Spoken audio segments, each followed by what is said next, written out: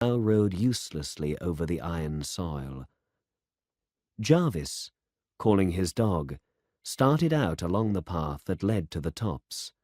Up there was grass, fed by the mists, but below the tops the grass was dry, and the hills of Ndocheni were red and empty. Something might have been done if these people had only learned how to build walls to save the soil from washing away in the rains, and if they had planted along the lines of the hills. But the hills were steep, and the cattle were weak, so that it was easier to plant from the top down, and the people were uneducated and knew nothing about farming methods. Some people said there must be more education, but a boy with education did not want to work on the farms and went off to the towns to look for an easier occupation with more money. The work was done by old men and women, and when the grown men came back from the mines and the towns, they sat in the sun and drank their liquor and made endless conversation. Jarvis turned these old thoughts over in his mind as he sat on the hilltop. Down in the valley below, there was a car going up to his house. He recognized it as the police car from Isopo, and it would probably be the police captain making his usual daily tour of the district. His wife was coming out of the house to meet the car, and there were two policemen climbing out of it. His wife was pointing up to the tops. He called his dog and set out along the path, and about halfway down to the fields, he met the two police officers. "Well, Captain, have you brought some rain for us?" "No, Mr. Jarvis. I'm sorry, but I have bad news for you." "Bad news? Is it my son?" he asked. "Yes, Mr. Jarvis." "Is he dead?" "Yes, Mr. Jarvis." The captain paused. "He was shot dead this afternoon in Johannesburg." "Shot dead? By whom?" "It is suspected by a native housebreaker." "My God," he said, and then, "You didn't tell my wife?" "No, Mr. Jarvis. She isn't strong. I don't know how she will stand it. Mr. Jarvis, I am instructed to offer you as much help as I can. You could take a plane and be in Johannesburg at midnight." Yes.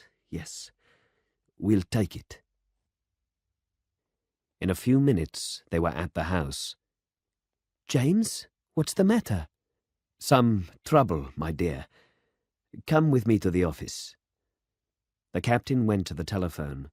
He began to talk to police headquarters about the plane, and he put his hand over his open ear to shut out the sound of the woman crying. Chapter 2. The Story of a Stranger. A young man met them at the airport. "Mr. and Mrs. Jarvis?" "Yes." "I'm John Harrison, Mary's brother." Mary was their dead son's wife. "I don't think you remember me. I was only a child when you saw me last. Let me carry your things. I've a car here for you. Mary and the children are at my mother's, and we're expecting you both to stay with us." In the car, he said to them, "Mr. Jarvis, Arthur was the finest man I ever knew." "How is Mary?" "She's suffering from the shock, Mr. Jarvis, but she's very brave." "And the children?" "They've taken it very badly, Mr. Jarvis, and that has given Mary something to occupy herself." John Harrison told Jarvis all that he knew about the crime. He told him, too, of the essay his son Arthur had been writing just before he was killed on The Truth About Native Crime. "My son and I didn't see eye to eye on the native question," said Jarvis, "but I'd like to see what he wrote." "My father and I don't see eye to eye on the native question either, Mr. Jarvis," said John Harrison. "You know, there was no one in South Africa who thought so deeply about it, and no one who thought so clearly as Arthur did." "And what else is there to think deeply and clearly about in South Africa?" he used to say. Later that evening, John's father told Jarvis how the messages had poured into the house. "Messages from every kind of person," he said, "from the bishop and from white politicians, and from colored people and Indians and Jews. There was talk of getting him to stand at the next election as a representative for the natives." "I didn't know that." "Yes, he was always speaking here and there. Native crime, and more native schools and hospitals." Jarvis filled his pipe slowly and listened to this story of his son, to this story of a stranger. "I warned him once," said Harrison, "that he would lose his business with the Europeans, and told him there was Mary to consider. 'I've spoken to Mary,' he said to me. 'She and I agree that it's more important to speak the truth than to make money.'" Jarvis did not speak, for this boy of his had gone journeying in strange waters, further than his parents had known. Or perhaps his mother knew. It would not surprise him if his mother knew. Soon afterwards they said good night, and Jarvis went up to bed and told his wife all that Harrison had told him. "It makes me proud," she whispered. "But you always knew he was like that?" "Yes, I knew. It's easier for a mother, James." "I suppose so. It was a good life he led. I'm sorry I didn't understand it." Then he said in a whisper, "I didn't know it would ever be so important to understand it. There's one thing I don't understand, why it should have happened to him." Chapter 3. It is not acceptable. Jarvis sat in the chair of his son in his son's study. On the table were papers in his son's handwriting. They were obviously part of some larger whole, for the first line was the end of a sentence, and the last line was a sentence unfinished. "Was acceptable. What we did when we came to South Africa was acceptable. It was acceptable to develop our great resources with the aid of what labor we could find. It was acceptable to use unskilled men for unskilled work. But it is not acceptable to keep men unskilled for the sake of unskilled work. It was acceptable when we discovered gold to bring labor to the mines. It was acceptable to build compounds and to keep women and children away from the towns. But in the light of what we know now, it is no longer acceptable. It is not acceptable for us to go on destroying family life when we know that we are destroying it. It is not acceptable to develop any resources if they can be developed only by a policy of keeping labor poor. It is not acceptable to add to one's possessions if this can only be done at the cost of other men. It was acceptable to leave native education to those who wanted to develop it. It was acceptable to doubt its benefits, but it is no longer acceptable in the light of what we know. There is now a large native population in the towns. Society must educate its children so that they grow up to obey the society's laws and realize the aims and purposes of the society. There is no other way that it can be done. It was acceptable to allow the destruction of a tribal system that prevented the growth of the country, but it is not acceptable to watch its destruction and to replace it by nothing, so that the whole people goes bad physically and morally. The old tribal system was, for all its violence and strange sets of beliefs, a moral system. Our natives today produce criminals, not because it is their nature to do so, but because their simple system of order and tradition has been destroyed. It was destroyed by our own civilization. Our civilization has therefore an unavoidable duty to set up another system of order and tradition.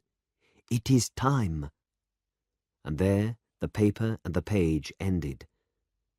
Jarvis searched among the things on the table, but he could find nothing more. He sat smoking his pipe and was lost in thought. Unasked, unwanted, the picture of the small boy came to his mind, the small boy at High Place. Chapter 4. The Servant Boy Recovers. The funeral was over. "You're welcome to stay here, Jarvis," said Harrison, "as long as you are wanted in Johannesburg." "What did the police say, if I may ask?" "They're still waiting for the servant boy to recover. They have hopes that he recognized one of them. They hope, too, that someone may have seen them getting away. I hope to God they get them, and hang them all.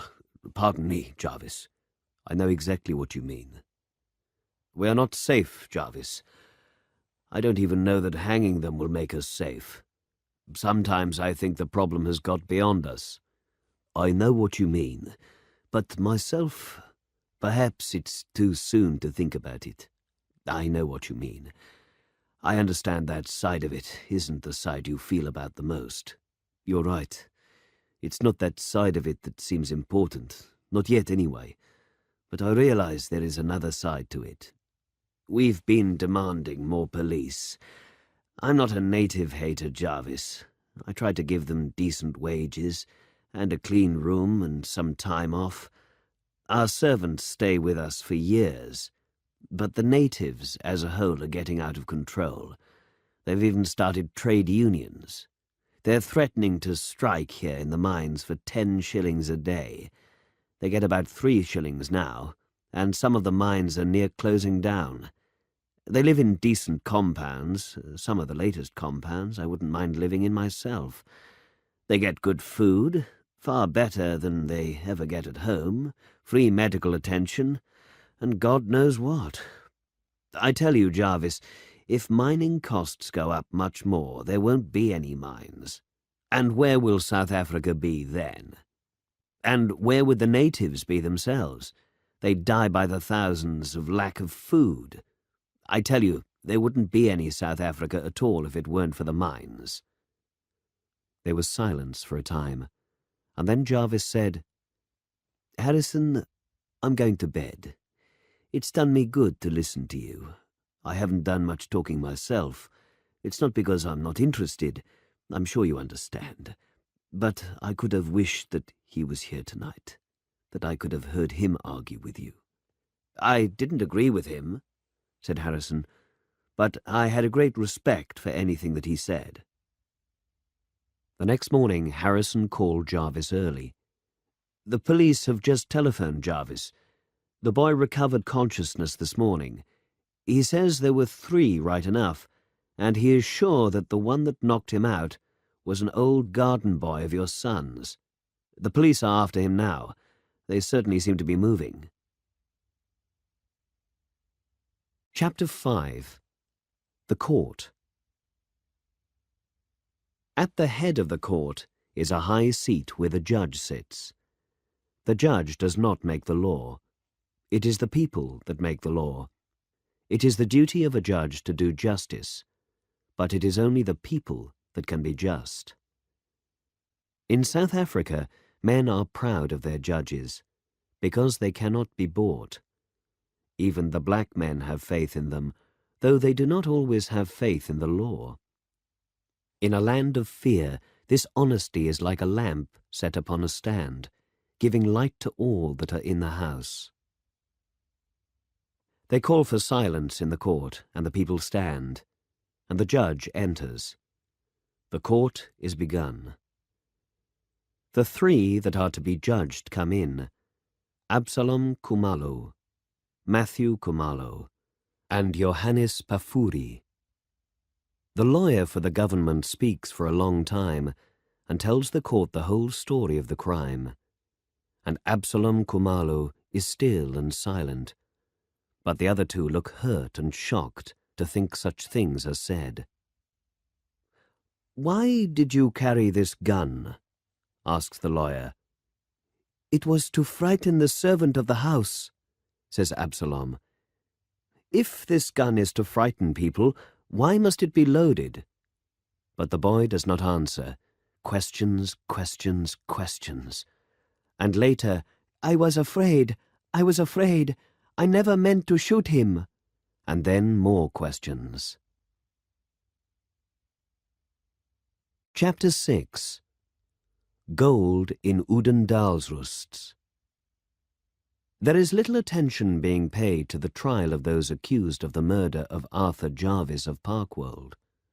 For gold has been discovered, more gold, rich gold, in a little place called Udendalsrusts. Yesterday it was quite unknown. Today it is one of the famous places of the world.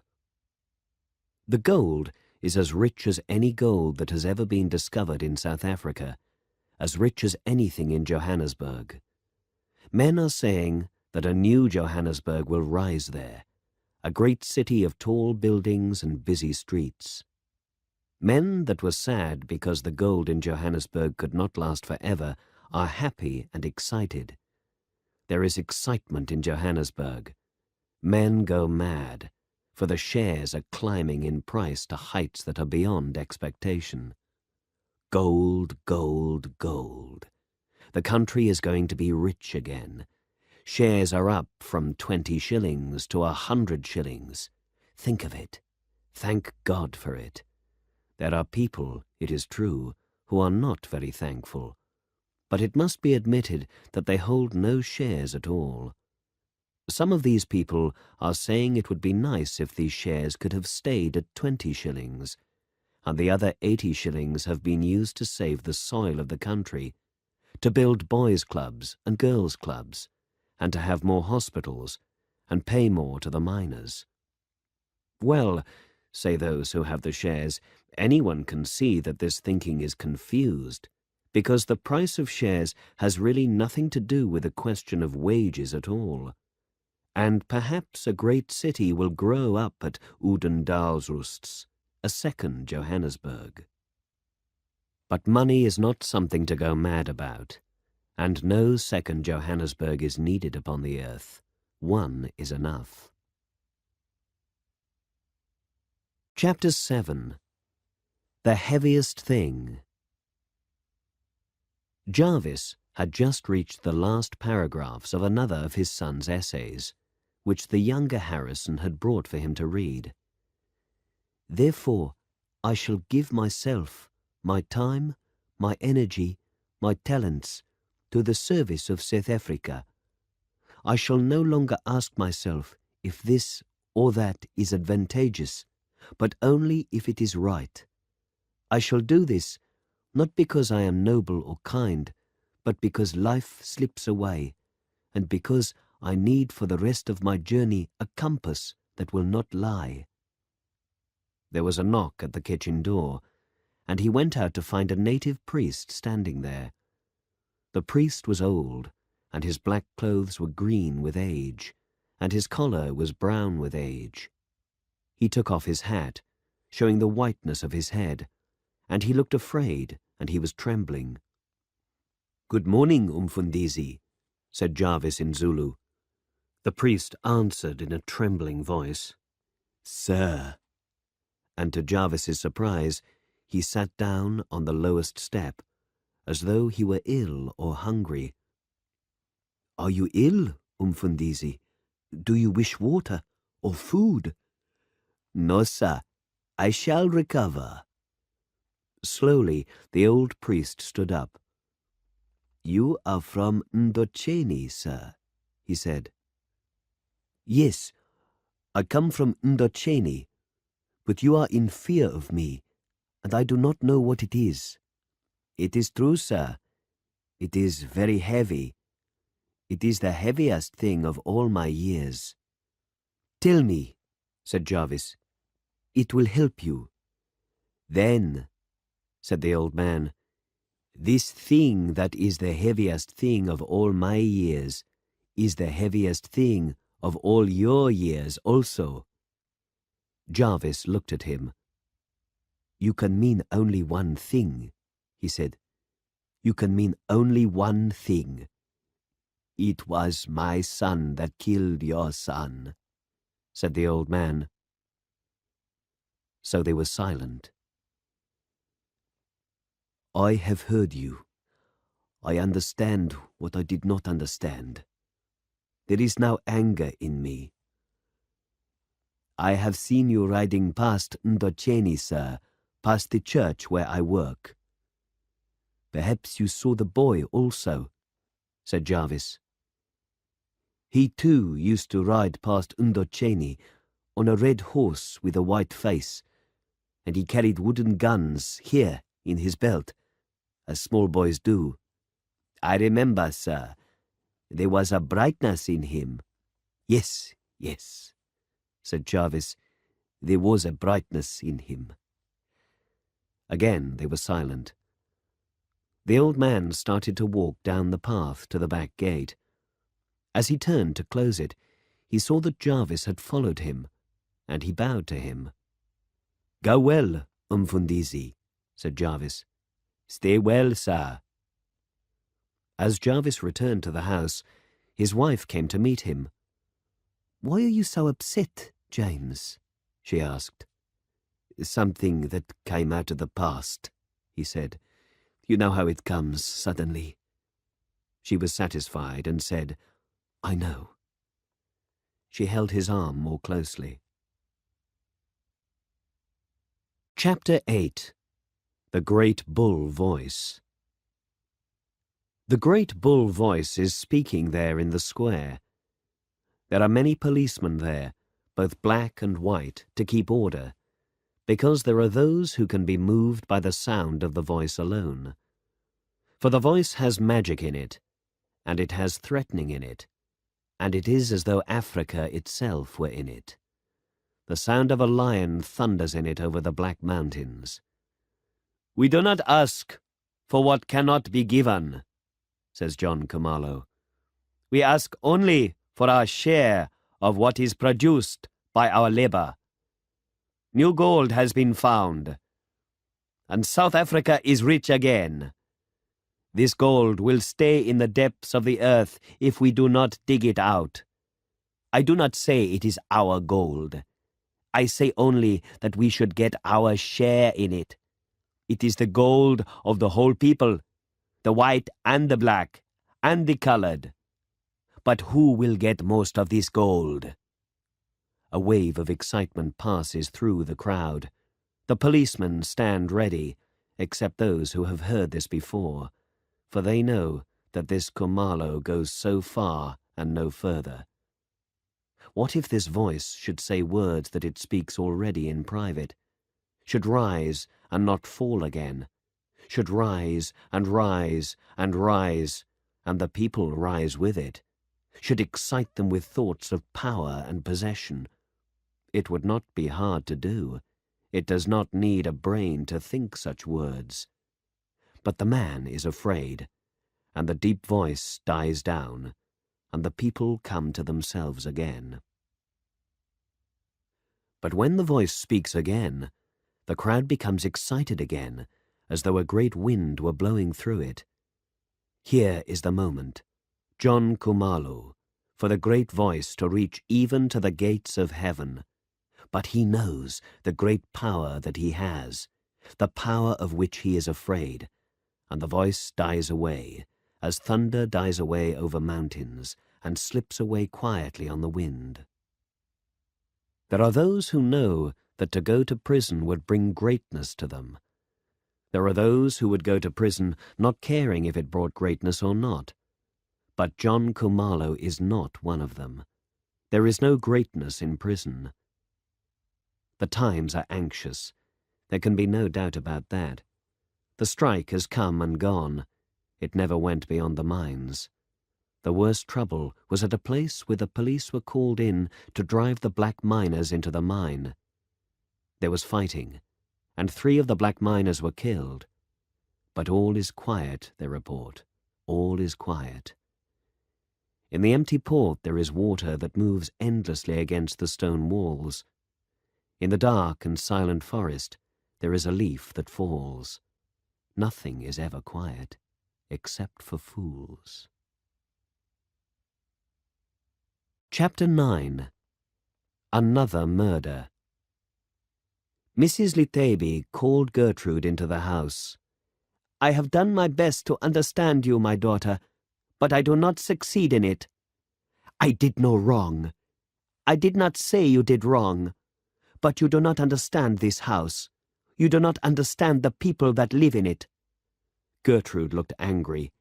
I do understand it, she said. Then why do you speak with such people, my daughter? I did not know they were not decent people. Do you not hear the way they speak, the way they laugh? Do you not hear them laugh lazily and carelessly? I did not know it was wrong. I did not say it was wrong. It is lazy and careless, the way they speak and laugh. Are you not trying to be a good woman? Then such people will not help you. Your brother the Umfundisi has surely suffered enough. He has suffered. Then do not make him suffer further, my daughter. I shall be glad to leave this place, Gertrude said. I do not know what to do in this place. It is not this place only, said Mrs. Lithaby. Even in Ndoceni you will find those who are ready to laugh and speak carelessly. It is this place, said Gertrude. I have known nothing but trouble in this Johannesburg. I shall be glad to be gone. It will not be long before you go, for the case will finish tomorrow. There was a knock at the door, and a woman neighbour came in. There is a bad thing in the newspaper, she said, and she showed the other women. Another murder in city. European shot dead by native housebreaker. They were shocked. It is a hard thing that this should happen at this moment, said the woman, just when the case is to finish. Mrs. Lithaby heard the sound of the gate and threw the paper under a chair. It was Khumalo and the girl. The girl was holding his arm, for he was weak in these days. She guided him to his room, and they were hardly gone before Msimango entered. His eyes fell on the paper at once. Has he seen it? He asked. No, Umfundisi. Is it not a hard thing that this should happen at this moment? This judge is a great judge, said Msimango, but it is a hard thing, as you say. Our friend likes to read the paper. What shall we do? There is no other paper here, said Mrs. Lithaby. But when he goes to eat at the mission house, he will see it. That is why I came, said Msimango. Mother, could we not eat here tonight? That is a small thing to ask. There is food enough, though it is simple. Indeed, mother, you are always our helper. For what else are we born? She said. So they hid the newspaper, and they all ate at Mrs. Lithaby's. Chapter 10. The Judgment. The people stand when the great judge comes into the court. They stand more seriously today, for this is the day of the judgment. The judge sits, and then the people. And then the three accused are brought from the place under the court. I have given long thought and consideration to this case, says the judge. I have listened carefully to all the evidence that has been brought forward, and have tested it piece by piece. Very carefully, the judge goes through the evidence as to whether it was Matthew Khumalo or Johannes Parfuri who were with Absalom Khumalo when he shot Arthur Jarvis.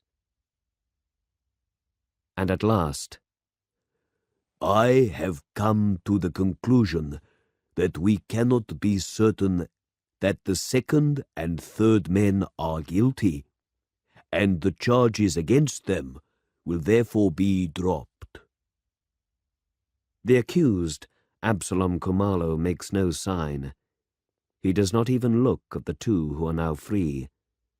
But Parfuri looks about as though he would say, "This is right. This is just." There remains the case against the first accused, says the judge. And he admits freely that he shot Arthur Jarvis. His lawyer draws attention to his youth and to the terrible effect of a great and evil city on the character of a simple tribal boy. He has told us of the disaster that has happened to our native tribal society and of the responsibility of white society for this disaster. But even if this is true, there is nevertheless a law, and the judges must carry out the law. A judge may not fail to carry out the law because the society is imperfect. If the law is the law of a society that some feel to be unfair, it is the law and the society that must be changed. Again, the careful and detailed review of the evidence, this time about Absalom Khumalo. This young man goes to a house with the intention of breaking in and stealing. He takes with him a loaded gun. He says that it was not his intention to kill. Why then must it be loaded? He says he had no intention to kill, and that he fired the gun out of fear. But it is true that he took with him a weapon the use of which might well result in the death of any man who got in the way of his stealing. The law on this point, and so on, until the end. They are silent in the court. The judge speaks. This court finds you guilty, Absalom Khumalo, of the murder of Arthur Trevelyan Jarvis. Have you anything to say before I sentence you? I have only this to say, that I killed this man, but I did not mean to kill him, only I was afraid. They are silent in the court. I sentence you, Absalom Khumalo, to be hanged by the neck until you are dead, and may the Lord forgive you. The judge rises, and the people rise, but not all is silent. The guilty one falls to the floor crying, and there is a woman screaming, and an old man crying, "Oh God! Oh my God!" No one calls for silence, though the judge is not quite gone. For who can stop the heart from breaking? They come out of the court, the white on one side, the black on the other, according to the custom. But Father Vincent and the young white man break the custom, and they and Msimango help the old and broken man. It is not often that such a custom is broken. It is only when there is a deep experience that such a custom is broken. Chapter 11. Brother shuts out brother.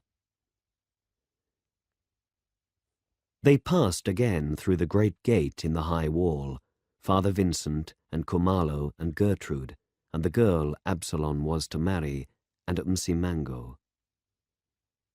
The boy and girl greeted each other like strangers, each giving hands without life, to be held loosely, so that the hands fell apart easily. And Khumalo said desperately to his son, "Are you in health?" And the boy answered, "I am greatly. Are you in health, my father?" So Khumalo said, "I am greatly." He searched for other things to say, but he could not find them. Then Father Vincent married Absalom and the girl. After it was done, the priest and the wife and Gertrude left father and son, and Khumalo said to him, "I am glad you are married." I am also glad, my father. I shall care for your child, my son. And you will tell my mother that I remember her? Yes, indeed, I shall tell her. When does my father return to Undocheni? Tomorrow, my son. Tomorrow? Yes, tomorrow. At these words, the boy fell on the floor and began to cry. For a boy is afraid of death. The old man knelt by his son. "Be of courage, my son." "I am afraid," he cried. "I am afraid." The prison guard came in and said, "Old man, you must go now." "My son, I must go now." He stood up, but the boy caught his father by the knees and cried out to him, "You must not leave me! You must not leave me!" He broke out again into the terrible crying. The prison guard said again, "Old man, you must go now." And Khumalo said to Absalom, "Stay well, my son." But the boy did not hear him. And so they went their own ways. Heavy with grief, Khumalo left him and went out to the gate in the wall where the others were waiting. And the girl came to him and said shyly, but with a smile, Umfundisi, "Yes, my child." I am now your daughter. "It is true," he said. Khumalo went to see his brother. "I am come to say farewell to you, my brother." "Well, well, you are returning to Undocheni. You have been a long time away, my brother, and your wife will be glad to see you. When are you leaving?" "We leave tomorrow at 9 o'clock. "So Gertrude is going with you, and her child. You are doing a good thing, my brother. Johannesburg is not a place for a woman alone." I am taking another child also, said Khumalo, the wife of my son, and she too is with child. "Well, well, I have heard of it," said John Khumalo. "That is another good thing you are doing." My brother, there is a matter that must be spoken between us. "It is as you wish, my brother." I have not come here to criticize you. "Criticize me? Why should you criticize me? There was a case and a judge. That is not for you or me or any other person." I do not say that I should criticize you. As you say, there is a case and a judge. There is also a great judge. But of him you and I do not speak. But there is quite another matter. "Well, well, what is this matter?"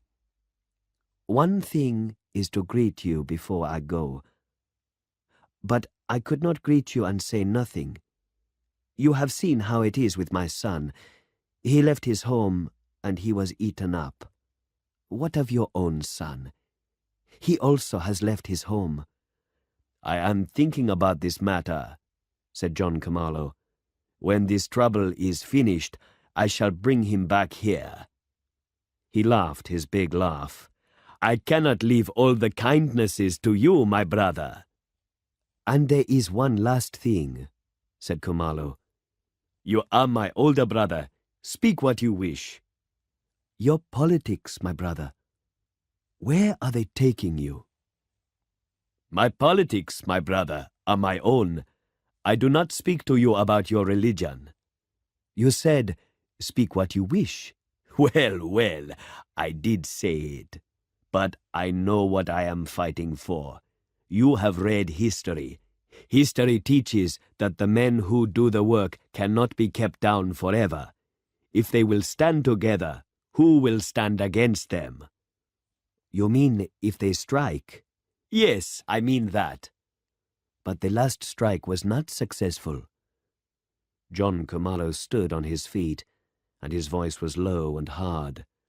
"Look what they did to us," he said.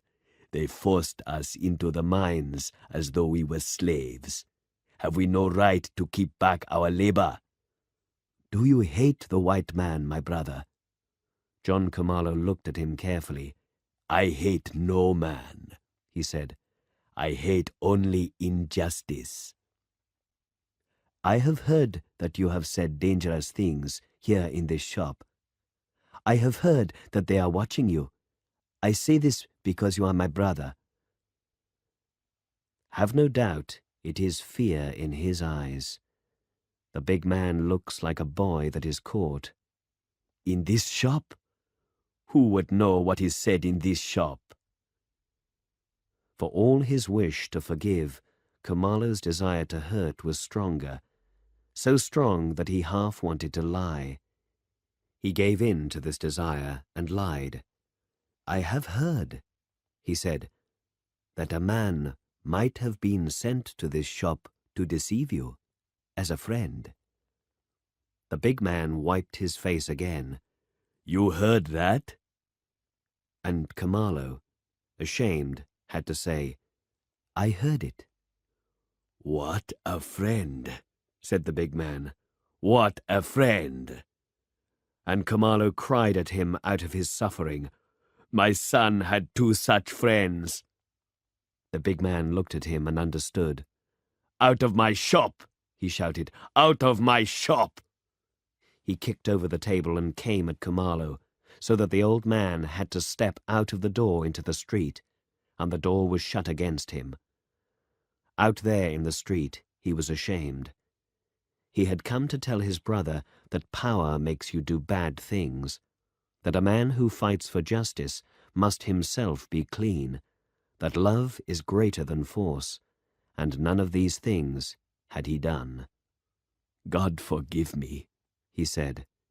He turned to the door, but it was locked. Brother had shut out brother. The people were watching, so he walked away in his unhappiness.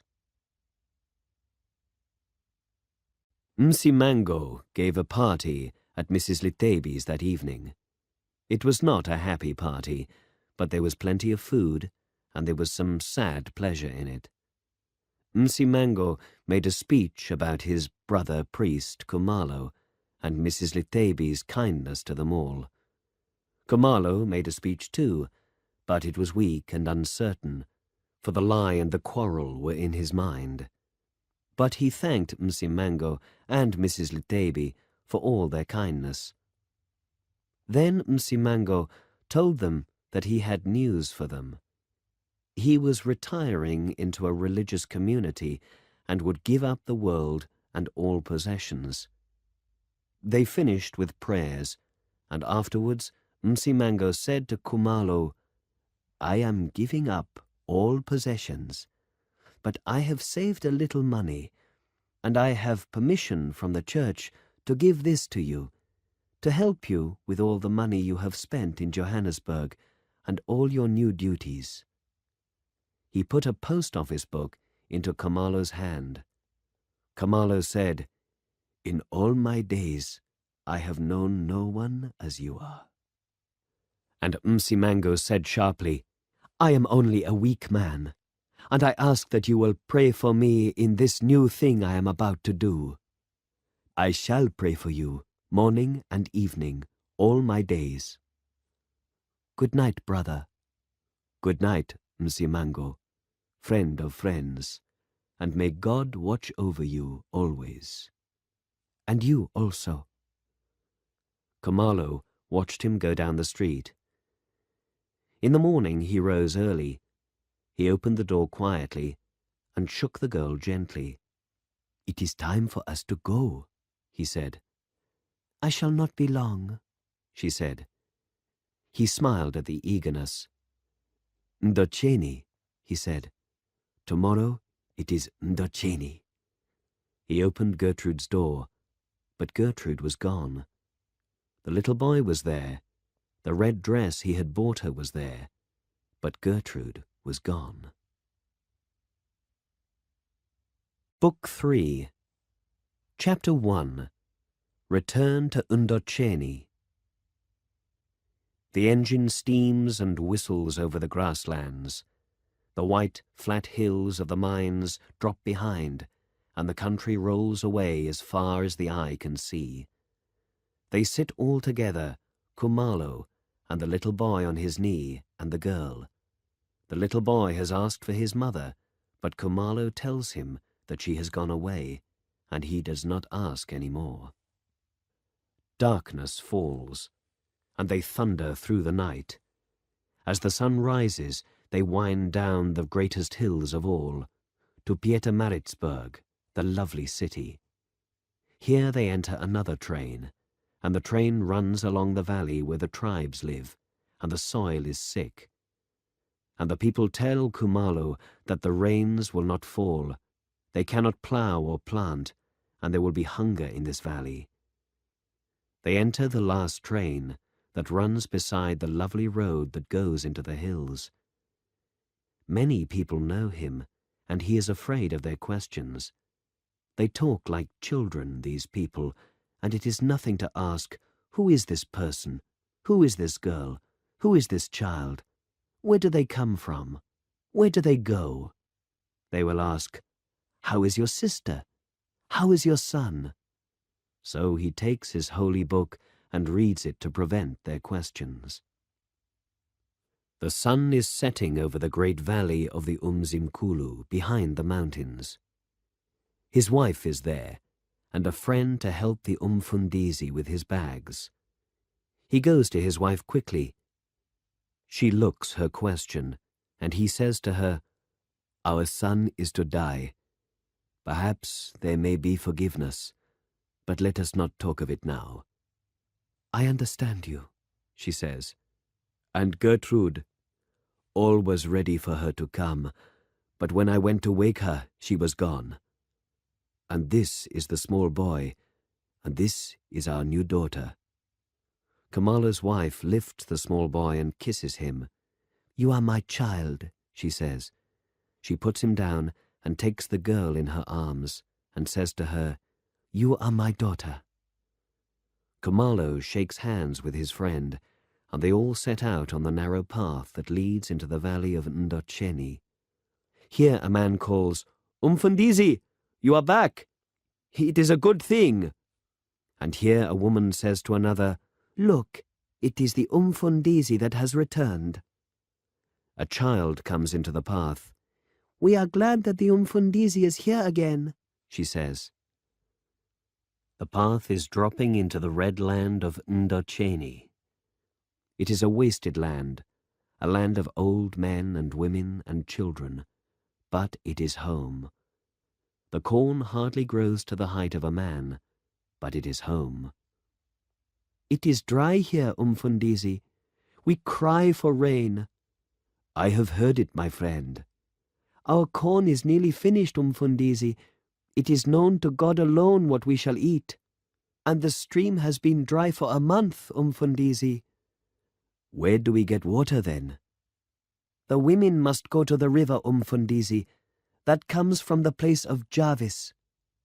At the name of Jarvis, Kumalo feels fear and pain, but he makes himself say, "How is Mr. Jarvis?" "He returned yesterday, Umfundisi. I do not know how he is, but his wife returned some weeks ago, and she is sick and thin." They do not speak again, and the path runs past the huts. In the half-darkness, one voice calls to another in some far-distant place. If you are a Zulu, you can hear what they say, but if you are not, even if you know the language, you would find it hard to know what is being called. Some white men call it magic, but it is no magic. It is Africa, the beloved country. "They call that you are returned, Umfundisi." "I hear it, my friend." "They are satisfied." The call comes from the huts and the hills. "Umfundisi, you have returned." There is a lamp outside the church, and as Kumalo and his wife approach, the men and women there lift their voices into a song of thanks to God for his kindness. And Kumalo must pray. He prays loudly with the people. "God, we give thanks. God, give us rain." And at last, "And God, my son, forgive him his evil." It is done. It is out. The hard thing that was so feared. "The Lord keep you and give you peace now and forever. And the love of God be with you now and forever." They rise and they sing a new song. God save Africa. Yes, God save Africa, the beloved country. God save us from fear. God save us all. The people have all gone now, and Kumalo turns to his friend. There are things that I must tell you. My sister Gertrude was to come with us, but when I went to wake her, she was gone, and my son, he is to be hanged. You may tell your friends. It is not a thing that can be hidden. I do not know if I should stay here." "Why, Umfundisi?" "What, with a sister who has left her child, and a son who has killed a man? Who am I to stay here?" "Umfundisi, it must be what you desire. But I tell you that there is not one man or woman that would desire it. There is not one man or woman here that has not been sorry for you, that is not satisfied that you are returned. Why? Could you not see?" "I have seen, and it has touched me. It is something, after all, that has been suffered. I have lived so long here, I could not desire to leave it. And I have learned a secret. Pain and suffering, they are a secret. Kindness and love, they are a secret.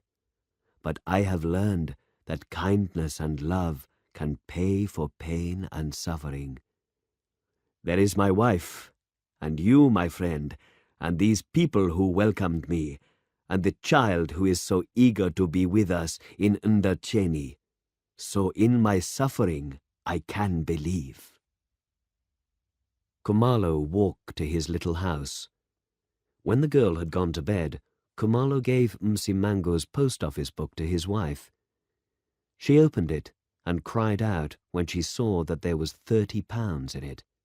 "Is it ours?" she asked. "It is ours," he said. "It is a gift from the best man of all my days. Sit down, and I shall tell you about Msimango and about other matters." She sat down, trembling. "I am listening," she said. Chapter 2. Milk for the Children. Kumalo began to pray regularly in his church for the restoration of Ndacheni. But he knew that was not enough. Men must come together and do something. He went to see the chief and asked him to help. But the chief was old and had no useful word to say. So Kumalo went out again into the heat to seek the headmaster of the school. But the headmaster shook his head and talked about economic causes and said that the school was a place of little power. Sad and tired, Kumalo walked back again to his house.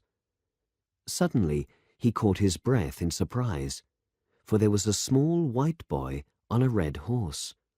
A small white boy, as like to another who had ridden here as any could be. The boy smiled at Kumalo and said, "Good morning." "Good morning," said Kumalo. "It is a hot day for riding." The boy got off his horse, and they talked as an old man and a young child do talk, with many questions. And the boy proudly used some Zulu words. "That is right," said Kumalo. "Would you like a drink of water? You are hot." "I would like a drink of milk," said the boy. "There is no milk in Ndacheni." The small boy said quietly, "I would like water, Umfundisi." Kumalo brought him the water and asked him, "How long are you staying here?" "Not very long now, Umfundisi. These are not our real holidays now. We are here for special reasons." And Kumalo said in his heart, "O fatherless child, I know your reasons." "Why is there no milk in Ndacheni?" asked the boy. "What do the children do?" Kumalo looked at him. "They die, my child." "Doesn't the doctor come?" "Yes, and he says the children must have milk." And the small boy said in a small voice, "I see." He walked to his horse. "Goodbye, Umfundisi." The night brought coolness. While they were having their meal, the friend who had carried the bags came. "I have a message for you from Mrs. Jarvis." Kumalo had a dull sense of fear. "And come and look what I have brought you." There, outside the door, was milk in shining cans. "The milk is for small children, and it is to be given by you only. And each morning I shall take back the cans, and in the evening I shall bring them back full. This will be done till the grass comes and we have milk again. Where shall I put the cans, Umfundisi?" But Khumalo was silent and stupid. And the man said, "God will bless him." and Khumalo nodded. Chapter 3. No Forgiveness. Letters came from Johannesburg. There was to be no forgiveness for Absalom. He was to be hanged on the 15th day of that month. Khumalo and his wife read this news and could say nothing to each other. At last, Khumalo lifted his eyes and looked out of the windows. "Look," he said, "look at the clouds." She came and stood by him and saw the great heavy clouds that were gathering on the other side of the Umzinkulu valley. "It will rain," he said. He went out to look at the clouds, then stood there reading Msimangu's letter. He remained motionless as he read the last lines again. "Father Vincent tells me that Mr. Jarvis has given £1,000 to the African Boys' Club, of which his son was president." While he stood there, he saw a motor car coming down the road into the valley. Then he saw that not far from the church there was a white man sitting still upon a horse, waiting for the car. It was Jarvis. For an hour, Jarvis and the men from the car measured distances on the ground and planted sticks in the ground, as if they were surveying it for some building or other. They had only just finished when the storm broke.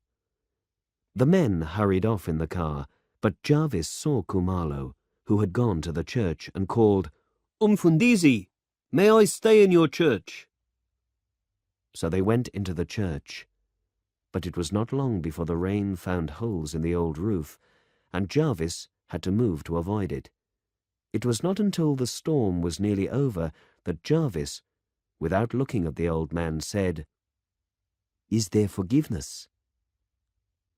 Khumalo took the letter from his pocket with trembling hands, and Jarvis read it. "I understand," he said. "When it comes to the 15th day, I shall remember. Stay well, Umfundisi." He climbed on his horse and rode away. Chapter 4. The Dam.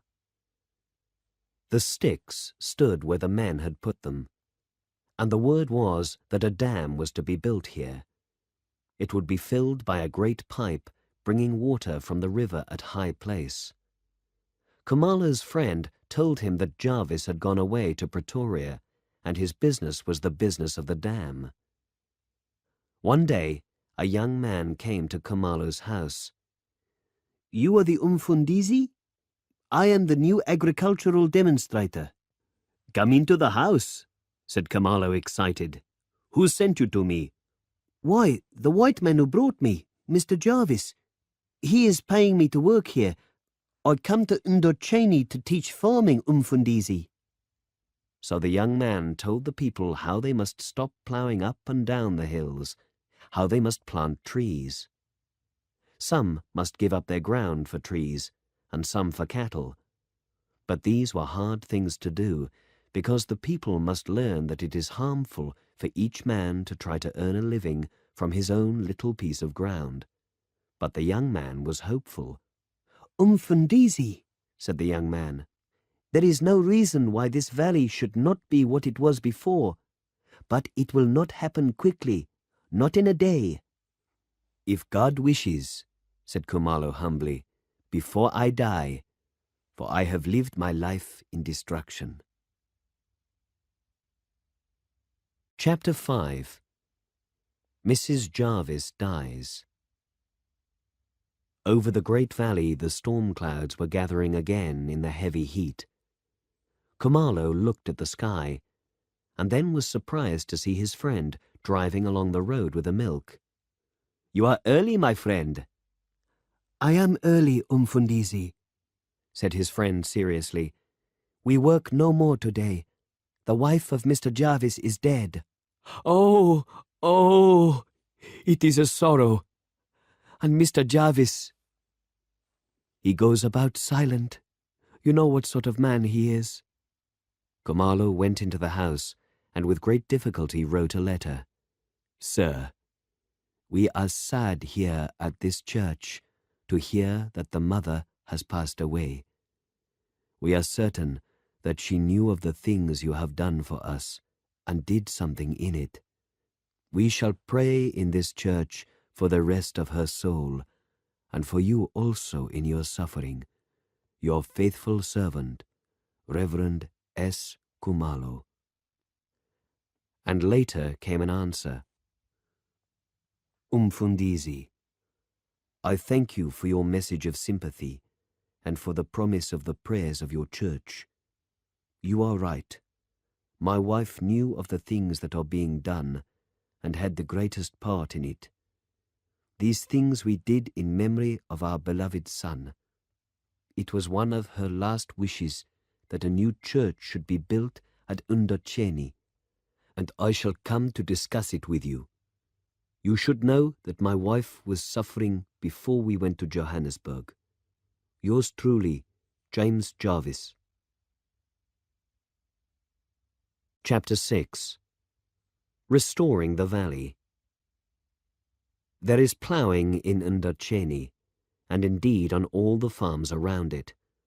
But the ploughing goes slowly, because the young demonstrator tells the men they must no longer go up and down. They must throw up walls of earth and plough round the hills, so that the fields look no longer as they used to look in the old days of ploughing. There has been much silence and much discontent.